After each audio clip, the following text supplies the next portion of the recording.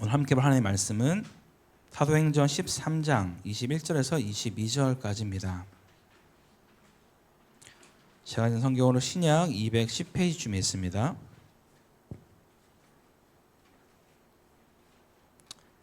우리 두 절이니까요, 다 함께 한 목소리로 같이 읽도록 하겠습니다.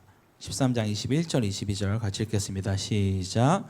그 후에 그들이 왕을 구하거늘 하나님이 베냐민 지파 사람 기스의 아들 사울을 40년간 주셨다가 패하시고 다윗을 왕으로 세우시고 증언하여 이르시되 내가 이새의 아들 다윗을 만나니 내 마음에 맞는 사람이라 내 뜻을 다 이루리라 하시더니. 아멘. 네, 오늘 말씀 전해주실 홍태환 목사님은 안양 신일교회에서 청년부를 또 담당하고 계시고, 또 저와는 신학대학을 준비할 때부터 알게 된 아주 귀한 목사님이십니다. 무엇보다 저에게 귀한 복음을 깨닫게 해주신 생명의 은인 같은 목사님이시기에 오늘도 이 시간 우리의 메마른 심령에 담비 같은 복된 소식을 전해줄 줄 믿습니다.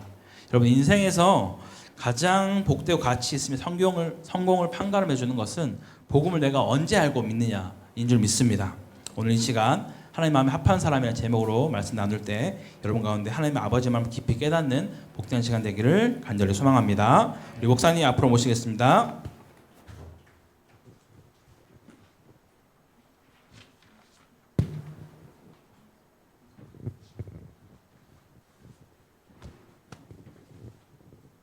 안녕하십니까. 반갑습니다. 저는 대한예수교 장로회 고신교단에 속한 안양신일교회라는 교회에서 주님의 몸된 교회를 섬기고 있는 홍태화 목사라고 합니다. 먼저 코타키나발루 우리 한인교회 성도님들과 함께 예배할 수 있게 허락해 주신 하나님께 감사를 드립니다. 또한 바쁜 일정 가운데서도 우리 선교팀을 따뜻하게 받아주시고 섬겨주신 우리 이수임 목사님과 사모님께 또 함께 또 사역하고 계시는 우리 성도님들께 감사의 인사를 드립니다. 여러분, 우리가 삶의 관계 가운데 우리가 살아가면서 관계를 맺는 것들은 연속이라고 할 수 있습니다. 우리가 인생을 살아가면서 많은 사람들을 만나고 우리가 관계 속에 살아가게 된다는 것이죠. 오늘 저와 여러분과 함께 드리는 이 예배도 제가 이수민 목사님과 관계가 있지 않았다면은 우리가 함께 예배 드릴 수 없었을 것입니다. 그런데 그 관계 속에서 누군가의 마음에 들기라는 것은 여간 어려운 일이 아닙니다. 만약 제가 이수민 목사님과 관계가 좋지 않았다면 제가 이 자리에 없겠죠, 그죠? 여러분은 어떠세요? 남편이나 아내, 또 자녀, 또 그런 모든 관계 가운데서 모든 사람들 제 마음에 쏙 들던가요? 농담으로 아내분들이 남편을 이야기할 때 남의 편이다라고 이야기하잖아요, 그죠? 저도 결혼생활 9년 정도 됐는데요. 부부 사이가 로또만큼 맞지 않는다는 것을 점점 느껴가고 있습니다. 주님 다시 오시기 전까지는 맞기는 맞아야 될 텐데 참 이게 쉽지 않는 것 같습니다. 이처럼 우리가 누군가의 마음에 쏙 들린다는 것은 정말 어려운 일이라는 것이죠. 그런데 오늘 본문에 보니까 주인공이 다윗은 하나님의 마음에 맞는 사람이다라고 성경이 말하고 있다는 겁니다. 우리가 사람 마음에 들기도 너무나 어려운데 어떻게 다윗은 하나님 마음에 쏙 합한 자로, 쏙 마음에 드는 사람으로 그렇게 성경은 기록되고 있을까? 저는 성경을 읽을 때마다 이런 다윗이 너무나 부럽습니다. 다윗이 골리앗을 죽인 영웅이라서 부러운 것도 아니고, 위대한 업적을 남긴 왕이라서도 부러운 것도 아니고, 오직 하나님의 마음에 합한 사람, 하나님의 마음에 쏙 든 사람이 라는 이 사실 때문에 저는 다윗이 너무나 부럽다는 것이죠. 여러분은 어떠세요? 여러분도 부러우신가요? 네. 여러분, 우리가 부러워만 하고 있으면 안 되잖아요, 그죠? 하나님 마음에 쏙 드는 사람들이 되어야 되지 않겠습니까? 오늘 말씀을 통해서 하나님 마음에 합한 사람이 어떤 사람인지, 또 그 기준이 무엇인지를 여러분과 나누는 그런 복된 시간이 되기를 소망합니다. 오늘 본문 사도행전 13장 22절 후반부를 보니까 하나님께서 다윗을 만나보았다라고 말씀하고 있어요. 여러분, 다윗을 처음 보았다는 그런 의미도 있겠지만 어떤 면에서는 오랫동안 이 다윗을 지켜본 다음에 다윗을 평가하는 내용이라고 볼 수 있습니다. 오늘 본문 22절에서 다윗에 대한 평가할 때 개역 한글 성경에서는 이렇게 쓰여져 있습니다. 내가 이새의 아들 다윗을 만나니 내 마음에 합한 사람이라. 내가 내 뜻을 이루게 하리라. 여기서 마음에 합하다 이런 말은 직역하면, 원어를 직역하면 마음이 맞는다, 마음에 쏙 든다라는 의미를 가지고 있어요. 시편 기자는 시편 89편 20절에서 다윗을 이렇게 소개합니다. 내가 내 종 다윗을 찾아내어 나의 거룩한 기름을 그에게 부었도다. 하나님께서 이스라엘의 왕으로 세울 사람을 찾으시다가 하나님의 꼭 맞는 사람이 다윗을 찾으셨다라는 겁니다. 그리고 이 다윗에게 거룩한 기름을 부었다라고 말씀하고 있다는 것이죠. 여러분, 이 세상의 만물을 창조하시고 또 이 세상의 주인 되시는 하나님께서 이 하나님께 마음에 쏙 드는 사람을 찾으셔서 기름을 부었다라고 생각을 한번 해보세요. 얼마나 멋진 인생입니까? 하나님께서 그 사람을 어떻게 하시겠습니까? 오늘 본문에도 말씀하고 있듯이 하나님께서는 자신의 마음에 꼭 드는 사람을 통해서 자신의 뜻을 다 이루시겠다라고 말씀하고 계시다는 겁니다. 여러분, 너무나 멋지고 가슴 설레는 일이죠. 우리가 한 번 사는 인생인데 하나님 마음에 들어서 하나님의 뜻이 나를 통해서, 나의 삶을 통해서 다 이루시겠다라고 말씀하신다면 얼마나 행복하고 복된 그런 의미 있는 인생이 되지 않겠습니까? 그래서 저는 그런 다윗이 너무나 부럽고 닮고 싶다라는 것이죠. 여러분, 그렇다면 성경에서 말하는 이 하나님의 마음에 맞는 사람의 기준은 무엇일까요? 또 하나님께서 어떤 사람을 내 마음에 합한 사람이다 라고 말씀하고 계신 것일까요? 그 기준을 알기 위해서는요, 오늘 본문을 좀 더 구체적으로 설명하고 있는 사무엘상 16장 1절에서 13절 말씀을 우리가 살펴보아야 합니다. 사무엘상 16장 말씀은 사무엘이 하나님의 명령에 따라서 다윗을 이스라엘의 새로운 왕으로 세우기 위한 그 과정들을 기록한 장입니다. 그래서 하나님께서는 사울을 버리셨고 또 이스라엘을 다스릴 새로운 왕을 세우기로 작정하셨다는 것이죠. 그래서 하나님은 이 사무엘을 베들레헴으로 보내서 이새의 아들 가족들 중에서 한 사람을 택하셔서 왕으로 세우겠다라고 말씀하신 겁니다. 그런데 우리가 조금 생각해 봐야 하는 것은 이것은 상당히 위험한 상황이라는 것이죠. 여러분, 지금 현재 사무엘이 사울 왕이 다스리고 있는 이 이스라엘 땅에서 다른 왕을 세우기 위해서 베들레헴으로 간다라고 한번 생각해 보세요. 어떤 일이 일어날까요? 만약에 사울이 그것을 알게 된다면 사무엘이 반란을 일으키는 반란적 행위가 되는 것이죠. 만약 사울이 이 사실을 알게 되면 이 사무엘의 목숨이, 아무리 사무엘이 자기를 기름 부은 선지자라고 할지라도 위험해질 수밖에 없는 상황이라는 겁니다. 그래서 하나님께서는 사무엘을 위해서 한 가지 계획을 알려주셨습니다. 어떻게 알려주셨냐면 하나님께서 사무엘에게 이렇게 말씀하십니다. 사무엘아, 너는 이 베들레헴으로 가서 제사를 드리러 왔다고 말해라. 그리고 그 제사의 현장에 이새의 가족들을 초청해라. 그리고 거기에 있는 아들들이 다 올 것인데 그 중에 내가 생각하는 한 아들을 지명할 테니 내가 그 지명한 그 아들에게 기름을 부어 왕으로 세우면 된다라는 계책을 알려주셨습니다. 그러자 사무엘은 하나님의 말씀에 순종해서 이제 베들레헴으로 가게 되죠. 그래서 제사를 드리러 가게 됩니다. 그리고 이새의 가정을 초청하게 되었고 드디어 이새의 아들들이 이 사무엘 앞에 다 나와서 함께 제사를 드리는 장면이 바로 우리 읽질 않았지만 사무엘상 16장에 있는 말씀인 것이죠. 여러분 한번 생각해 보십시오. 보통 한국 교회의 연초가 되면은 대신방 기간이라고 해서 목사님들이 모든 가정을 신방을 합니다. 제가 어렸을 때만 해도 저희 모교에서는 담임 목사님께서 대신방을 하셨는데 그 대신방을 시작하면 저희 집은 그날 비상이 일어납니다. 왜냐하면요, 저희 집에 이제 담임 목사님이 오신다라는 소식을 들은 저희 어머니가 일주일 전부터 온 집안의 대청소를 시작합니다. 네. 그리고 저희 어머니께서 이 담임 목사님께서 좋아하시는 이런 김치와 음식들을 담그기 시작하시는 거예요.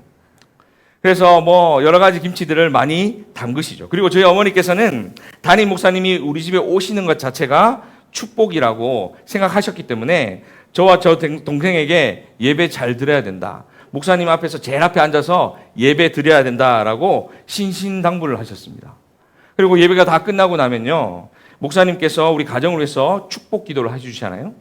그러면요, 저희 어머니께서 담임 목사님께 가서 목사님, 우리 아이들 머리 위에 손을 얹고 좀 해주십시오라고 부탁을 드리는 거예요. 그래서 어머니의 그런 모습들이 저는 어릴 때 그 기억들이 생생히 가지고 있습니다. 여러분, 대신방만 한국에 있는 이런 목사님들 대신방만 해도 이렇게 집안이 난리가 났는데, 여러분 유명한 목사님이 저희 집에 오셨다든지 아니면 이 대통령이 저희 집에 온다면 우리 집이 어땠을까요? 그런데 오늘 본문의 이 사건은요, 이것보다 더 큰 사건이었습니다. 왜냐하면요, 사무엘은 누굽니까? 이 사사시대 마지막 사사였어요. 그리고 하나님의 그 음성을 듣지 못하는 그 시대에 하나님의 음성을 듣고 하나님의 뜻을 따라서 이스라엘을 세워가는 전무한 그런 선지자였다는 겁니다. 그런 선지자가 세운 왕이 바로 첫 번째 왕 사울을 세운 그런 사사였다는 것이죠. 사울도 사무엘 앞에서는 그래서 꼼짝을 못했습니다. 왜냐하면 이스라엘의 영적 지도자가 바로 사무엘이었기 때문입니다. 만약에 사무엘 눈에 들 수만 있다면 출세하는 것은 어떻게 해요? 보장됐다는 것이죠. 사무엘 눈에만 들기만 들면 자신의 인생을 어떻게 해요? 역전시킬 수 있는 그런 영향력을 가진 사람이 바로 사무엘이었다는 겁니다. 그런데 지금 이 베들레헴의 이 총구석에 이름도 없는 그런 이새라는 사람의 가정에 지금 제사 현장에 이 이새라는 가정을 초청해서 지금 제사를 함께 지내고 있다는 거예요. 여러분, 이것을 이새의 아들들이 보고 있을 때 어떤 마음이 들었을까요? 이것은 자기 자신들의 일생일대의 기회다라고 생각하지 않았을까요? 옛말에 사람이 살면서 3번의 기회가 온다고 하잖아요. 아마 이새 아들들도 자신에게 찾아온 인생의 최대의 기회가 바로 지금 눈앞에 왔다라고 생각을 했을 겁니다. 이게 내 인생에 한번 올까마는 최고의 기회야. 이스라엘을 세운 이 사무엘이 오늘 사무엘에게 좋은 인상을 내가 오늘 남기면 언젠가는 나를 기억해 줄 거야. 그리고 이 사람 눈에 들기만 한다면 지금 내가 당장은 아니어도 언젠가는 나를 기억해서 나를 불러줄 거야. 이런 생각을 하지 않았을까요? 그래서 이 세 아들들은 자신의 최고의 모습을 그날 사무엘 앞에서 나타내고 보여줬다는 것입니다. 그 중에서 제일 먼저 사무엘 눈에 띄었던 아들이 있는데 그것이 바로 이새의 첫 번째 아들 엘리압이었습니다. 여러분 사무엘상 16장 6절과 7절 말씀 우리 앞에 있죠. 한번 같이 읽어보겠습니다. 6절입니다. 그들이 사무엘이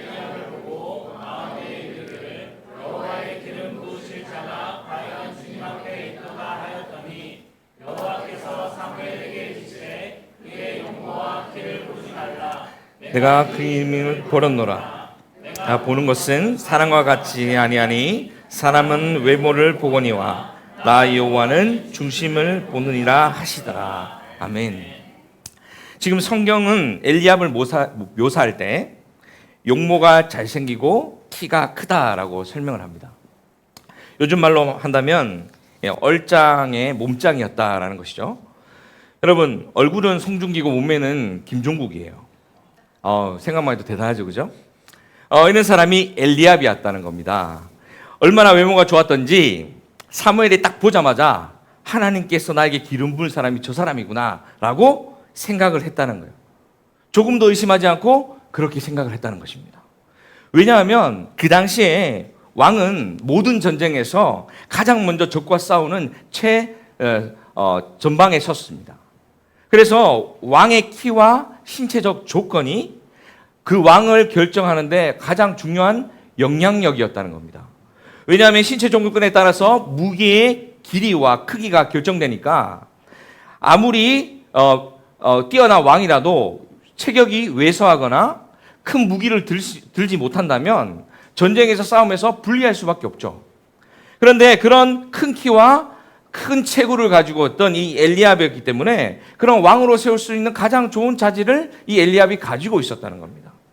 그래서 엘리압은 사람들이 보기에 쓰임받을 만한 그런 외모와 스펙들을 다 가지고 있었다는 거예요. 사람이 보기에도 충분히 왕으로 세울 그런 자질을 가진 인물이 바로 엘리압이었습니다. 그런데요, 여러분, 하나님의 답은 어떨까요?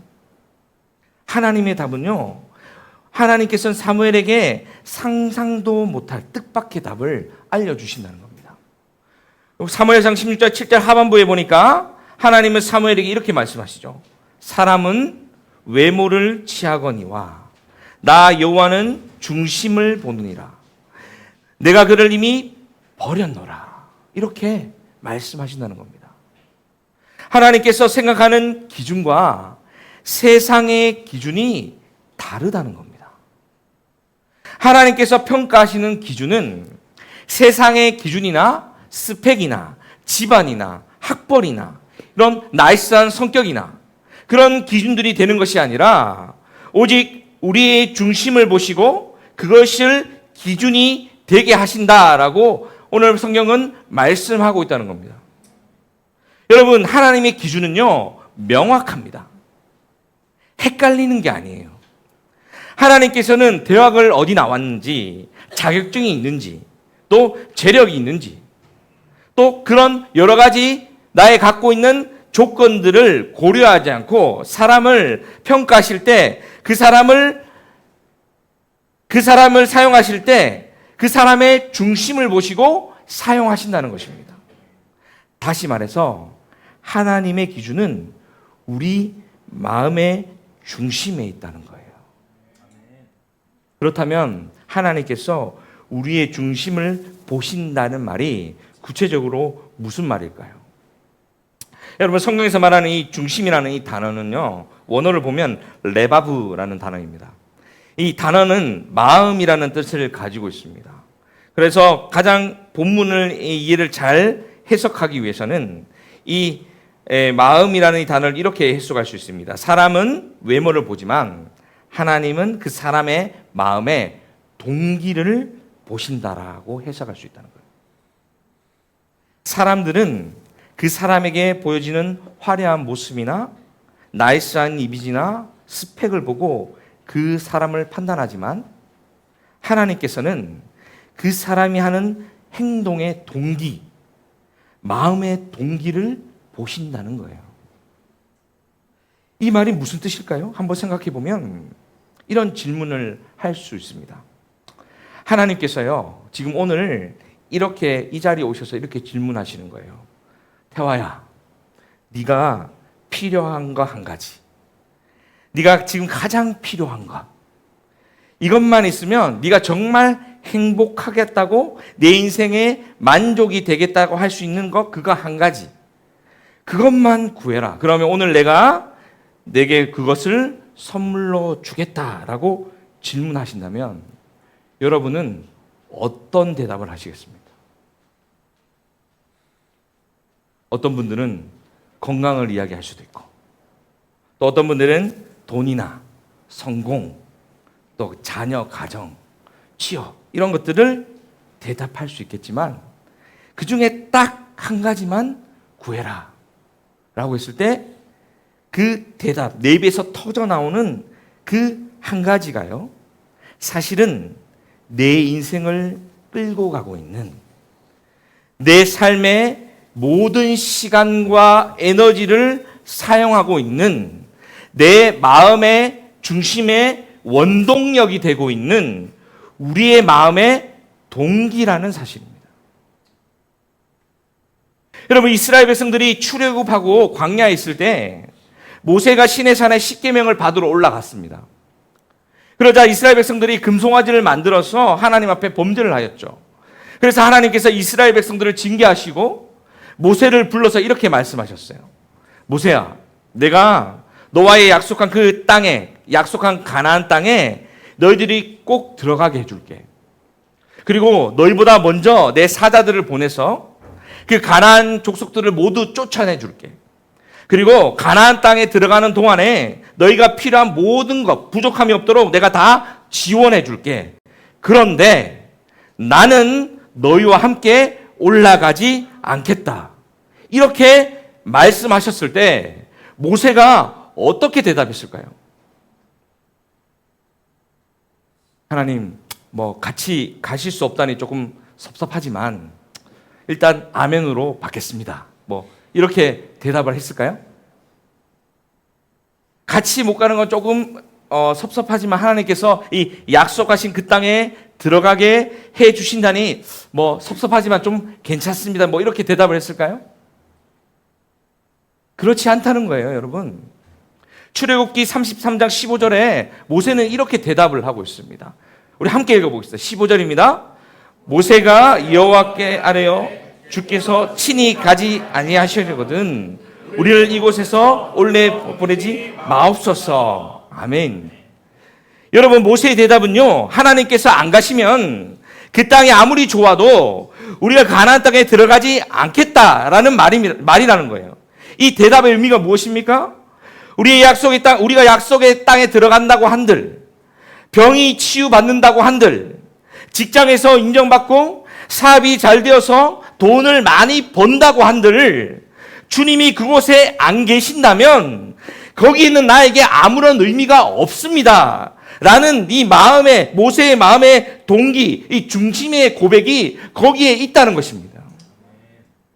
반대로 나에게 현재 주어진 상황이 숨이 막히고 내일이 보이지 않는 그런 상황이 계속해서 이어진다 할지라도 지금 주님이 나와 함께 하신다면, 주님이 나와 함께 계신다면 저는 인생의 목적지에 도달했습니다. 왜냐하면 내 인생의 성공과 실패를 좌우하는 이 기준이 주님이시고 내 인생의 목적지가 주님이시기 때문입니다라는 그 마음의 고백이 바로 모세의 고백이라는 것입니다. 다시 말해서 모세의 마음의 동기와 인생의 목표는 바로 주님 그 자체였다는 거예요. 이세의 7명 아들에게는요, 그 한 가지 마음의 동기가 없었다는 거예요. 사무엘을 통해서 세상의 중심에서 보는 것, 사무엘의 눈에 띄어서 언젠가는 자신의 인생에 꽃을 한번 피워보는 것, 그것이 그들의 마음의 동기였다는 것입니다. 그래서 하나님께서는요, 그 엘리압을 내가 버렸다라고 이야기하고 계시다는 것입니다. 그런데 이런 중요한 날에 이세 아들 중에 나타나지 않는 한 사람이 있었습니다. 그게 누굽니까? 다윗이죠. 다윗은 그때 혼자서 양을 치고 있었습니다. 왜 그랬을까요? 다윗은 자신의 인생의 목표가 바로 주님과 함께 있는 것이었기 때문입니다. 우리 시편 23편 1절을 함께 읽어보겠습니다. 23편 1절입니다. 여호와는 나의 목자시니 내게 부족함이 없으리로다. 아멘. 다윗은 누군가에 인정받는다거나 세상의 중심에 서보는 것에 전혀 관심이 없었습니다. 성경을 보면요, 다윗은요, 한 번도 자신이 왕이 되기 위해서 노력한 적이 없습니다. 군사 교육을 받은 적도 없고 군사적인 전술 훈련과 왕으로서의 지식을 가지고 있지도 않았습니다. 사울이 자신을 죽이려고 할 때 사울을 죽일 수 있는 기회가 여러 번 있었음에도 불구하고 다윗이 왕이 되기 위해서 사울을 죽이지 않았다는 겁니다. 왜냐하면 다윗의 인생의 목적이 왕이 아니라 하나님 그 자체였기 때문입니다. 다윗의 관심은요, 오직 주님이 자신의 목자가 되신다는 것, 그 자체에 있었다는 것입니다. 다시 말해서 다윗의 인생의 동기는 오직 자신의 목자 되시고 여호와 하나님과 함께하는 그 시간에 있었다는 것입니다. 그래서 다윗은요, 사울 앞에 나와서 사울의 눈에 띄을 그런 의미가 없었던 거예요. 그리고 그런 것들이 자기 인생의 동기가 되지 못했다는 것입니다. 그런 목적이, 다윗의 오직 목적은, 삶의 목적은 하나님과 함께하는 시간, 하나님이 나에게 맡겨주신 일, 하인들이 하는 양치는 일이 다윗에게는 가장 중요한 일이었다는 거예요. 하나님께서는 그런 동기를 가진 다윗을 지켜보고 계셨고, 그런 하나님의 마음을 맞는 사람이다라고 이야기하고 계시다는 것입니다. 사랑하는 성도 여러분, 여러분의 삶의 동기는 무엇입니까? 내 인생이 잘 되고, 내가 세상에 인정받고, 내가 교회에서 인정받는 사람이 되는 것이 내 인생의 목표입니까? 아니면 내 인생이 망한 것 같고, 사람들의 인정을 받지 못하고, 세상 가운데 보잘것없는 삶을 살아간다 할지라도 주님께서 나와 함께 하시고 내 인생의 목적인 주님만 사랑할 수 있는 삶을 살 수만 있다면 그것으로 만족합니다 라는 고백이 있는 삶을 사시는 것입니다. 하나님께 마음이 아픈 사람, 그런 다윗과 같은 마음과 그런 동기를 가진 사람이 바로 마음과 목숨과 뜻과 힘을 다해서 주 여호와를 사랑하는 삶의 동기를 가진 사람이라는 것입니다. 하나님만 사랑하고 하나님만이 나의 소망이 되시고 나의 전부가 되시고 주님 한 분만으로 만족하는 인생, 바로 그 인생이 바로 하나님 마음에 합한 사람이다라고 오늘 성경은 이야기하고 있는 것입니다. 사랑하는 성도 여러분, 우리 이제 우리의 욕심과 욕망을 내려놓고 그만 고민하고 그것을 얻기 위해서 그만 기도합시다. 그것은 다른 종교를 믿는 사람들도 그렇게 하는 것이잖아요. 여러분, 우리 대학교 되면, 한국에서는 고3만 되면 수험생들이 엄청 힘든 상황을 보내잖아요. 교회에서도 수능 기도회를 하고 절에서도 수능 기도회를 합니다. 그래서 그 기도 내용이 다를까요? 똑같습니다. 여러분. 도대체 누구 기도를 들어줘야 되는 건지 모를 정도로 똑같다는 거죠. 그런데 여러분, 하나님만 사랑하고 하나님이 소망이 되는 그런 인생이 되면요, 우리는 하나님 앞에 모든 것을 맡겨드릴 수 있다는 겁니다. 여러분을 사랑하셔서 2000년 전에 십자가의 사랑, 우리를 얼마나 사랑하시는지 목숨으로 대신 죽어주시면서까지 여러분에게 확인시켜 주셨잖아요. 그런데 마치 하나님을 알라딘 지니의 램프의 지니처럼 생각하고, 하나님 이거 들어주세요, 하나님 이거 들어주세요, 이것만 해결해 주세요, 이것만 기도하고 이 문제가 해결되면 하나님이 나를 사랑하는 것 같고 조금 은혜 받는 것처럼 생각하고, 또 어려운 일이 찾아오면 내가 원하는 대로 일이 잘 안 풀리면 하나님이 내 인생에 없는 분처럼 느껴지고, 하나님이 원망하는 일들이 반복된다는 것은 너무나 하나님을 오해하고 하나님의 사랑을 저버리는 삶의 모습이라는 것입니다.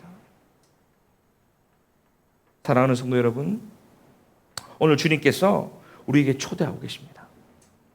나의 마음에 합한 자로 살아가지 않겠니?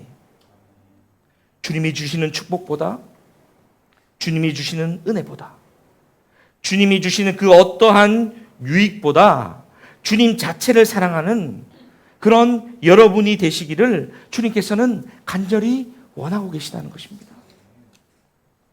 우리 이 시간 정말 내 마음의 동기가 무엇인지 바라보는 그런 시간이 되기를 주님의 이름으로 축복합니다. 그리고 그 동기가 주님께 향하는 은혜가 있기를 간절히 소원합니다. 한 주간 여러분의 삶 가운데 주님 한 분만으로 만족하고 주님만 바라보고 주님을 나의 기쁨으로 삼고 살아가는 저와 여러분 다 되시기를 주님의 이름으로 축복합니다. 우리의 삶의 동기가 되시는 그 주님만 사랑하는 우리 모든 성도님들, 그리고 신일교회 우리 선교팀으로 온 우리 청년들 모두에게 함께하기를 주님의 이름으로 축복합니다. 우리 시간 함께 찬양하고 기도했으면 좋겠습니다. 우리 함께 드릴 찬양인데요, 주님이 기쁨 되길 원합니다 라는 찬양입니다.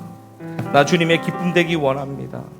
주님, 나의 기쁨이 되기를 원하는 이 마음을 주님께 돌려드립니다. 이 시간 함께 찬양하며 나아가겠습니다.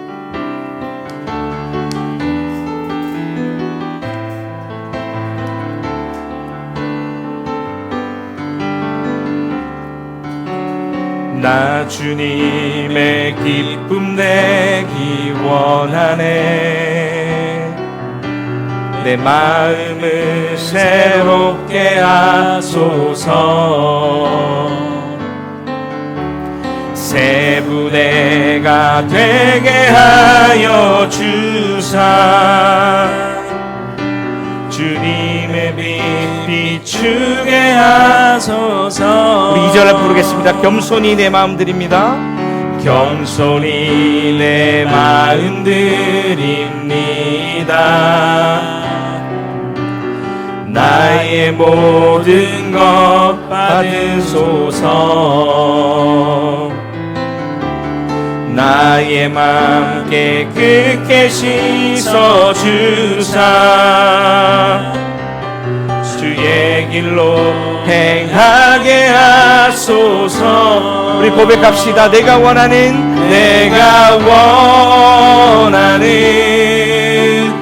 한 가지, 주님의 힘이 되는 것. 내가 원하는 한 가지, 주님의 기쁨이 되는 것. 우리 두 손 들고 믿음으로 고백합시다. 내가 원하는 한 가지, 주님의 힘이 되는 것. 내가 원하는 한 가지, 주님의 기쁨이 되는 것. 우리 이 시간 한번 기도했으면 좋겠습니다. 사람은 외모를 보지만 하나님께서는 우리의 마음의 동기를 보시는 분이십니다. 여러분의 삶의 동기가 무엇입니까? 여러분이 이 땅에서 잘되고 높아지고 남들이 부활하는 삶을 사는 것입니까? 아니면 정말 하나님을 기뻐하는 삶을 살아내는 것입니까? 하나님이 원하시고 기뻐하시고 하나님 자체가 내 삶의 동기가 되는 것입니까? 이 시간 우리의 마음의 동기들을 바라보는 시간이 되기를 원합니다. 하나님, 이 시간 내 마음의 동기가 주님이 되기를 원합니다. 하나님, 이 시간 나의 소망 되시고 주님 되시는 그 주님을 바라보는 시간이 되게 하여 주시옵소서. 이 시간 그 마음 가지고 주여 한번 크게 부르고 간절히 통성으로 기도합시다. 주여! 이 시간 주님 하나님 아버지 간절히 기도합니다. 하나님, 내 마음의 동기가 무엇인지 이 시간 주님의 은혜로 바라보게 하여 주시옵소서. 우리의 마음속에 주님의 동기가 무엇인지를 바라보기를 원합니다. 하나님, 내 마음의 중심이 하나님 세상에 있는 것인지 하나님께 있는 것인지 바라보게 하여 주시옵소서. 내가 주인이 되어서 여전히 나를 높이고 나를 사랑하고 내가 높아지는데 하나님을 이용하며 살아가는 그런 인생이 있다면 하나님 이 시간 회개하게 하여 주시고 그런 마음을 내려놓고 주님이 나의 기쁨이 되시고 나의 주인이 되시고 나의 왕이 되심을 고백하는 인생이 될 수 있도록 하나님 인도하여 주시고 그 마음을 붙잡아 주시옵소서. 이 시간도 주님을 바라보게 하여 주시고 이 시간 주님의 은혜 가운데 나가는 하나님의 믿음의 사람들이 될 수 있도록 하나님 붙잡아 주시고 함께하여 주시옵소서. 내 마음의 중심이 주님께 있기를 원합니다. 내 마음의 중심이 주님만 기뻐하는 삶으로 살아가는 되기를 원합니다. 이 시간 그 마음 가지고 살아가는 우리 모두가 될 수 있도록 주여 역사하여 주시옵소서. 사랑 은혜가 풍성하신 하나님 아버지, 우리를 너무나 사랑하셔서 주님의 그 십자가 사랑으로 구원하시고 우리를 자녀 삼아 주셔서 하나님 앞에 예배하는 자로 하나님 은혜로 살아가는 자로 불러주신 그 은혜에 감사를 드립니다. 하나님, 우리 받은 그 은혜가 너무나도 큰데 그 은혜는 잊어버리고 내 마음의 동기가, 내 마음의 인생의 소망이 세상 가운데 가 있어서 나를 높이고 내가 성공하고 하나님 나라 의의는 상관없이 하나님을 이용해 먹는 그런 내가 주인 되는 삶을 살았던 지난 날들을 이 시간 회개합니다. 아버지, 용서하여 주시고 다시 한번 내 마음의 중심에 주님이 있기를 간절히 바라게 하여 주시옵소서. 내 마음의 중심이 주님의 기쁨이 되기를 원하게 하여 주시옵소서. 다시 한번 주님 안에서 회복하게 하시고 한 주간 살아갈 그 삶 가운데서도 나의 인생의 주인 되시는 주주님의 기쁨이 되는 삶을 살아가는 우리 모두가 되게 하여 주시옵소서. 한 주간 삶 가운데 인도하여 주시고 우리의 왕 되신 주님을 바라보며 나아가는 그런 복된 인생 되게 하여 주시옵소서. 모든 것 살아계신 우리 주 예수 그리스도의 이름으로 기도드립니다.